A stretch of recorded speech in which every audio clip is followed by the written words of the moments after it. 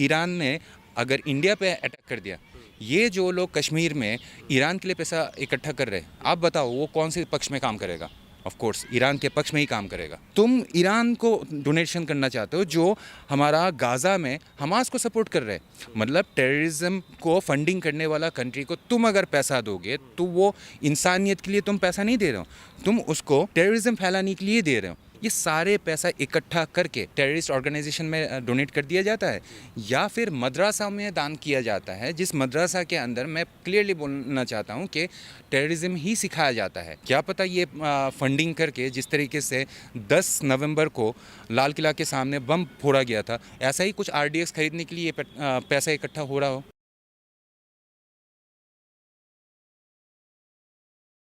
भारत के संविधान में अनुच्छेद 25 में ये निहित है कि कोई भी इंसान अगर अपना धर्म बदलना चाहता है, चुनना चाहता है, तो उसके लिए वह स्वतंत्र है, और यदि वो जबरन हो रहा है या लालच देके हो रहा है तब ये अपराध की श्रेणी में आता है। आज हमारे साथ मौजूद हैं सत्य साधु जी, जिन्होंने पहले इस्लाम धर्म में पहले थे, अभी ये हिंदू धर्म में आ चुके हैं, और कुछ बातें करेंगे इनसे। लेकिन मुद्दा आज का ये है कि ईरान इजराइल जो युद्ध हो रहा है, ईरान इजराइल युद्ध में जो दो देशों के बीच में टकराव हो रहा है, उसमें भारत पे प्रभाव ज़रूर थोड़ा बहुत पड़ सकता है, लेकिन भारत के लोगों द्वारा उसमें जो मदद दिया जा रहा है, भारत के लोगों में मैं जानना चाहूँगा। ताज़ा खबर आई है कि कश्मीरी मुसलमानों ने अपने सोना, चांदी, जेवरात दान किए हैं उस युद्ध में ईरान की मदद करने के लिए।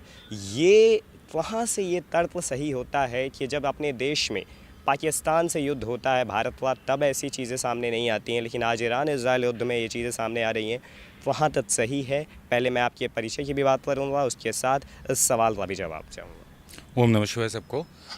मेरा नाम अभी सत्य साधु है। मैं संन्यास लेने के बाद लोग मुझे सत्य साधु के नाम से जानते हैं, लेकिन मैं पैदा हुआ था सऊदी अरब में। आपने जो अभी कश्मीर का बात किया कि ईरान और इज़राइल के बीच में ये हमारा कश्मीरी लोग अपना जेवरात, हम अपना जमा पूंजी वगैरह सब उसको क्यों डोनेट कर रहे हैं? तो अब बात ऐसी है कि वृक्ष तुम्हारा नाम क्या है, फल ही उसका परिचय है। आप बोल रहे थे कि हमारा इंडियन मुस्लिम लोग, अगर वो हमारा इंडियन पहलगांव अटैक के बाद जो पीड़ित परिवार थे उसके लिए डोनेशन इकट्ठा करके अगर उनको देते तो मुझे समझ में आता है कि हाँ वो देश प्रेमी है। कुछ दिन पहले जब वो दीपू चंद्र दास के ऊपर जब हमला हो रहा था बांग्लादेश में, तो उस टाइम सिर्फ दीपू चंद्र दास क्या बोलते विक्टिम नहीं बने थे, काफ़ी सारे हिंदू परिवारों के घर जला दिए गए थे। तो उस टाइम इन लोगों का ये मानवता वगैरह कहाँ पर था? इट्स टोटली हिपोक्रेसी के तुम्हारा मानवता सिर्फ और सिर्फ मुस्लिम कंट्रीज़ के लिए ही जगता है।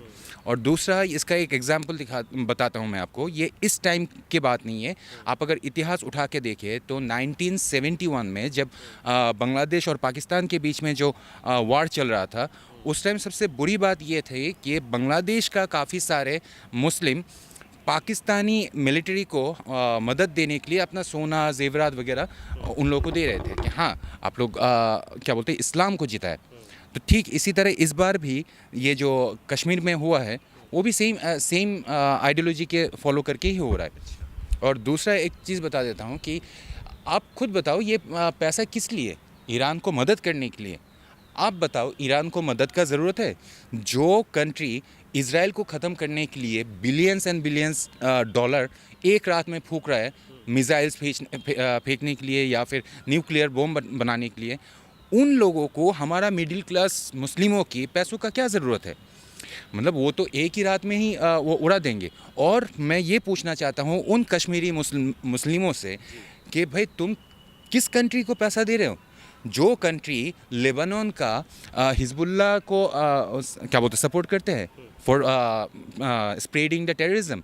फिर हम उससे पूछना चाहता हूँ कि भाई तुम ईरान को डोनेशन करना चाहते हो जो हमारा गाज़ा में हमास को सपोर्ट कर रहे हैं, मतलब टेररिज्म को फंडिंग करने वाला कंट्री को तुम अगर पैसा दोगे तो वो इंसानियत के लिए तुम पैसा नहीं दे रहे हो, तुम उसको क्या बोलते हैं टेररिज्म फैलाने के लिए दे रहे हो।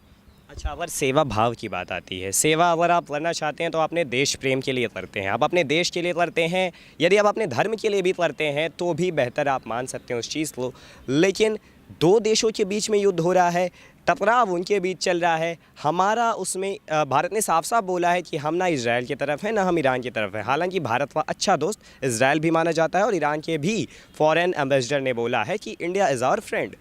लेकिन यहाँ के लोगों द्वारा वहाँ पे दान देना, जब पहलगाम होता है, जब उरी होता है, बालाकोट एयर स्ट्राइक होता है, तब विपक्ष के कुछ नेता भी आ जाते हैं, कहते हैं कि ये हमें सबूत दीजिए, ये कैसे हो सकता है। तो मेरा सवाल आपसे ये है कि जब आप वहाँ पे दान करने की क्षमता रखते हैं, यहाँ पे जब हमला होता है कुछ मुसलमानों द्वारा, जब पहलगाम में धर्म पूछ के उन पर गोलियाँ चला दी जाती है, तब तो एक प्रदर्शन भी हमें देखने को नहीं मिलता। दान की बात तो बहुत दूर है। हाँ, दान की बात मैं आपको बताता हूँ कि ये जितना भी पैसा डोनेशन होगा ये सारे जाता है आईडीबी के पास, इस्लामिक डेवलपमेंट बैंक। और ये जो प्रैक्टिस है कि इस दुनिया में कोई भी मुस्लिम कंट्री में कोई भी मुस्लिम पीड़ित हो, जैसे मैं बचपन से ही देखते आ रहा हूँ कि मस्जिद में जाता था मैं, तो हर एक खुतबा उस दिन किया जाता है, जुम्मे का दिन, जो एक तरह का प्रवचन दिया जाता है इस्लामिक।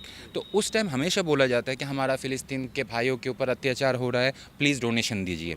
हाँ, क्योंकि सिंपैथी ही एक चीज़ है इंसानों के जेब से पैसा निकालने का एक तरीका, कि भाई वो लोग एक एक स्टोरी सुनाएंगे, देखो अफ़गानिस्तान में हमारा मुस्लिम भाइयों के ऊपर क्या हो रहा है। ये सारे पैसा इकट्ठा करके या तो क्या बोलते हैं टेररिस्ट ऑर्गेनाइजेशन में डोनेट कर दिया जाता है, या फिर मदरसा में दान किया जाता है, जिस मदरसा के अंदर मैं क्लियरली बोलना चाहता हूँ कि टेररिज्म ही सिखाया जाता है। क्योंकि जब आपको पता है कि मदरसा में टेररिज्म सिखाया जाता है। ऑफ कोर्स मैं इस चीज़ को इतना ऊपर तक पहुंचाना चाहता हूं कि हमारा एजुकेशन मिनिस्टर को भी बोलना चाहता हूं, धर्मेंद्र प्रधान जी। तो धर्मेंद्र प्रधान जी हमारा ही टैक्स का पैसा लेके अभी तक इंडिया से मदरसा को बैन क्यों नहीं किया? क्योंकि मदरसा में क्या सिखाया जाता है? कुरान का चैप्टर नंबर 9 वर्स नंबर 5 में लिखा गया है कि जहाँ पर भी काफिरों को पाओ हत्या करो। तो यही जगह से सीख के ही तो तरुण हत्या होता है। कहीं से भी फंडिंग निकले, वो अगर सरकारी दफ्तर के जो लिस्ट है उसमें अगर क्या बोलते हैं रजिस्टर्ड नहीं है, तो पता करो कि ये ब्लैक मनी है, ये इस पैसों का सोर्स कहाँ पर है। ये जो इतने सालों से वो लोग बंद करके रखे थे पैसा, ईरान के ऊपर जब भी हमला हुआ वो बाहर निकल आया। हाँ, ये पैसा तब क्यों नहीं निकलता जब ये कुछ दिन पहले जब पंजाब में बाढ़ आ गया था। हाँ, उनको तो ऑफ कोर्स ज़रूरत था, क्योंकि कितना फसल ख़राब हो गए थे, तबेला सारे बह गए थे। तो उस टाइम हमारा पंजाबियों को पैसा देने के लिए तुम्हारे पास पैसा नहीं रहता। और जो कंट्री मिलियंस एंड बिलियंस का मिसाइल उड़ा रहे, अग्नि में फूंक रहे, उस कंट्री को देने के लिए तुम्हारे पास पूरा ख़ानदान का जेवर वगैरह सब निकल आते हैं। हमें इन लोगों का एक्टिविटी से ही हमें पहले ही जान लेना चाहिए कि ये लोग जब भी अपना प्रार्थना मतलब इबादत करते हैं तो कौन सी तरफ अपना सर झुकाते हैं। ऑफ कोर्स खाते इंडिया की है, रहते इंडिया में हैं, और सर झुकाते हैं वो सऊदी अरब का, मक्का का वो काला बक्सा की तरफ। तो उन लोगों का जो नमक हलाली है वो किसकी तरफ है, वो तो उन लोगों का इबादत में ही पता चल जा रहा है। ये तो बाहरी एक्टिविटी है कि जब भी इज़राइल और ईरान की लड़ाई होगा तो हमेशा ये मुस्लिम लोग इज़राइल का ही सपोर्ट लेंगे। हाँ, लेकिन हमारा जो मोदी जी का जो स्टैंड है वो जियोपॉलिटिकली सोच रहा है। हाँ, उनको अगर रिलीजियसली क्या बोलते हैं फ्रीडम मिलता तो ऑफ कोर्स ये सारी चीज़ों को वो इग्नोर करके सिर्फ और सिर्फ इजराइल का ही पक्ष लेते। नहीं, उनको जियोपॉलिटिकली सोचना पड़ता है। इसीलिए हमारा दोस्त ईरान भी है, इजराइल भी है। लेकिन ये जो कम्युनिटी है इनका प्रॉब्लम क्या है, इन लोगों को बोला जाता है रज़ाकार, कि जिस कंट्री में पैदा हुए हो, जिस कंट्री का नेशनलिटी तुम होल्ड करते हो, उस कंट्री को छोड़ के तुम दूसरा कोई कंट्री को सपोर्ट करोगे क्योंकि वो कंट्री मुस्लिम है। तो ये जो प्रैक्टिस है ये आज का नहीं है, बहुत पुरानी ये प्रैक्टिस है कि जब भी कभी भी बाहरी जैसे पाकिस्तान से हो गया या अफ़गानिस्तान, कोई भी मुस्लिम कंट्री से अगर कभी भी अटैक हुआ, ये लोग इंडिया के पक्ष में नहीं रहेगा। सोच लो, ईरान ने अगर इंडिया पे अटैक कर दिया, ये जो लोग कश्मीर में ईरान के लिए पैसा इकट्ठा कर रहे हैं, आप बताओ वो कौन से पक्ष में काम करेगा? ऑफ कोर्स ईरान के पक्ष में ही काम करेगा। तो ये लोग देश प्रेमी नहीं, देशद्रोही है। क्योंकि मानवता दिखाने के लिए आईडीबी बैठा हुआ था, इस्लामिक डेवलपमेंट बैंक। अगर उन लोगों को सच में ज़रूरत होता तो वो लोग आईडीबी से भिजवा देते। तुम्हें इधर इकट्ठा करने का क्या ज़रूरत है? क्या पता ये फंडिंग करके जिस तरीके से 10 नवंबर को लाल किला के सामने बम फोड़ा गया था, ऐसा ही कुछ आरडीएक्स खरीदने के लिए पैसा इकट्ठा हो रहा हो। तो इन चीज़ों पे रोक लगानी भी चाहिए क्या, क्योंकि आप देश के बाहर की चीज़ों पे कैसे ध्यान दे सकते हैं? देखिए हमारा जैसे फाइनेंस मिनिस्टर हैं, हाँ, निर्मला सीतारमन, वो किस लिए ये आरबीआई फिर जीएसटी ये सारे चीज़ों को कंट्रोल करती है, ताकि इकोनॉमिकल जितना भी ट्रांजैक्शन हो उसका एक रिकॉर्ड रहे। तो ये जो फंडिंग का हेर फेर हो रहा है, आप बताओ इसमें अकाउंटेंट कहाँ है? इसमें मिलियन डॉलर उधर इकट्ठा हुआ है या बिलियन डॉलर, हमें तो नहीं पता।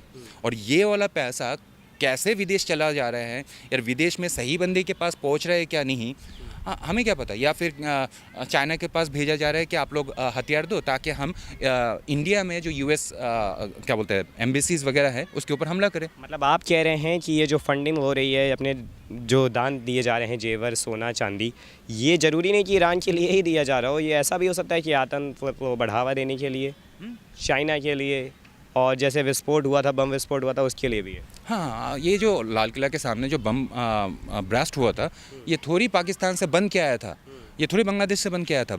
बांग्लादेश के रास्ते से होके यहाँ पर आरडीएक्स पाउडर जितना भी जमा हुआ था उसको इंडिया में बैठ के बनाया गया था। उसका सबसे बड़ा प्रमाण ये कुछ दिन पहले भुवनेश्वर में छत के ऊपर एक फुल फैमिली मिल के वो लोग बम बना रहे थे, जो एक्सप्लोड हो गया था उनके ऊपर। अच्छा, तो कश्मीरी पंडित जब वहाँ से भागे कश्मीर से, तब जब कश्मीर फाइल्स जैसी मूवी आई उसे इन्होंने प्रोपेगेंडा बता दिया, इन्होंने बोला ये प्रोपेगेंडा। केरला फाइल्स आई उसे भी प्रोपेगेंडा बता दिया, तो वो तो प्रोपेगेंडा का हिस्सा था इनके मुताबिक।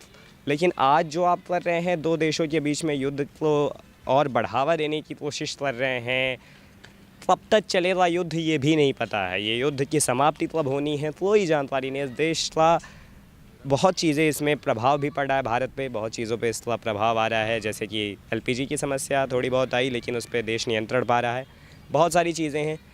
कब तक आप ऐसे डांस करेंगे? वो युद्ध तो आपको पता नहीं कब तक चलने वाला है। आप जब अपनी संपत्ति कमाते हो तो आप अपने परिवार के लिए कमाते हो, अपने देश सेवा के लिए कमाते हो, लेकिन ये युद्ध जिसका अंजाम ही नहीं पता है कि किस समय पे होना है, उस युद्ध के लिए अभी से ही दान करना, मतलब सेंस है इस बात का? ये जो पैसा है ये थोड़ी वहाँ का क्या बोलते हैं मानवता के लिए डोनेट किया जा रहा है।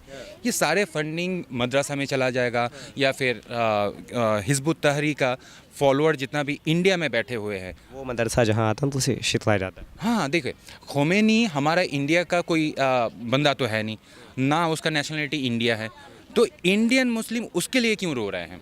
बिकॉज ऑफ द आइडियोलॉजी जिसको बोला जाता है इस्लाम, जो असलियत में it's not a religion, it's a Arabian imperialism doctrine.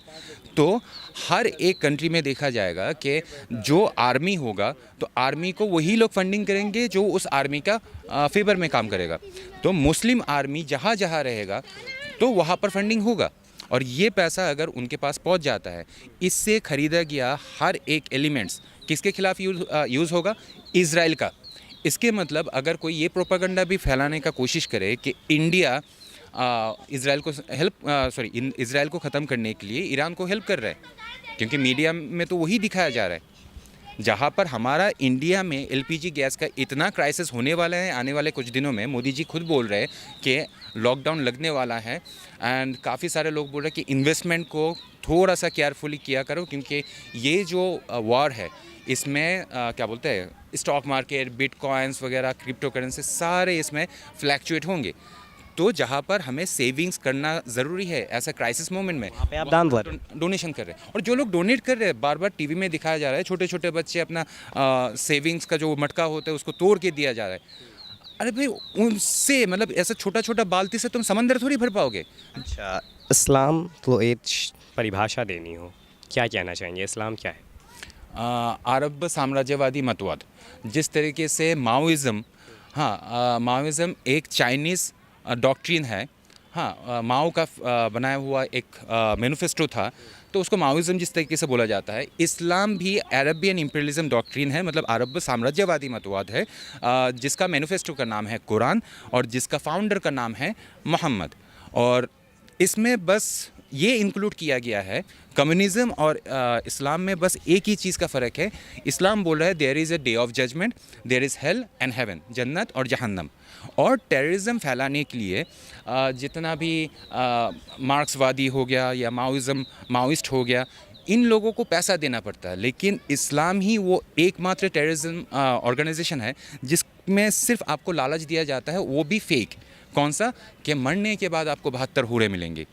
बस इसी चक्कर में वो लोग RDX या ग्रेनेड बांध के, आपको पता ही है कि भीड़ में जाके नारा तकबीर अल्लाह अकबर बोल के फट जाते। जैसा कि हमने जाना कि ईरान और इज़राइल के युद्ध में जो भी चल रहा है, युद्ध अपने में टकराव हो रहा है, उसमें जब भारत के मुसलमानों की तरफ से उसमें मदद दी जा रही है, सोना चांदी जेवरात, ये सारी चीज़ें देना इस हद तक सही नहीं हो जाता। क्योंकि जब देश में हमले होते हैं, जब पहलगाम में हमले होते हैं, जब उरी जैसे एनकाउंटर्स होते हैं, बालाकोट एयर स्ट्राइक होती है, तब तो सबूत मांगा जाता है। और जब देश के बाहर युद्ध होता है तो उसमें दान दिया जाता है। तो ये सही नहीं है। ये इस वजह से सही नहीं है क्योंकि आप ऐसा करके युद्ध को बढ़ावा देते हैं, ना कि आप उसमें शांति, अमन या चैन पाने की कोशिश करते हैं।